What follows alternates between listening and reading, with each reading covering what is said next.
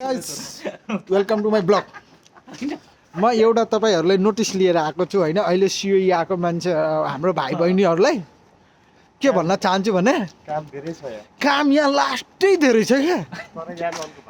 N1 को भाषा सिकेर आउँ होइन। म त यहाँ N6 लेभलको मान्छे हो। म सेखाइ म गरिदिन्छु होइन। अनि N1 पढेर आएपछि झन् सजिलो हुन्थ्यो कि कन्सल्टेन्सीवालाहरूलाई त मज छ नि होइन। मज छ होइन। मज राइट छैन, बाटो छैन ए जान पाउँछ। भाइ बहिनीहरू तपाईँहरू आउँदै हुनुहुन्छ भने एकदम निहङ्गो जो गरेर आउनुहोस् होइन। एकदम घाम पात्ते गरेर आउनुहोस्। यहाँ काम टन्नै छ। हामी त काम नसकेर त हामी यतिकै बाटोमा घुमिरह। त्यही भएर तपाईँहरू अलिकति चाँडै आउनु के चाँडै आउनु। अप्रिल इन्टेकको अमेरिका अस्ट्रेलिया नजाने, जापानमै आउने।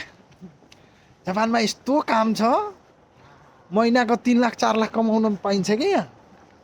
त्यो पैसा तपाईँ घरसम्म लान पनि पाइन्छ। तर यहाँ एकाउन्ट खाता नपुग्यो भने मेरोमा हाल्नु होला है। हुन्छ कालो भएको छु तर साँच्ची काम छ होइन। तपाईँहरू आउनुहोस् राम्रो छ। अस्ट्रेलिया गएको मान्छे फेरि रिटर्न आएर जापान आउँदा हुन्छ। ल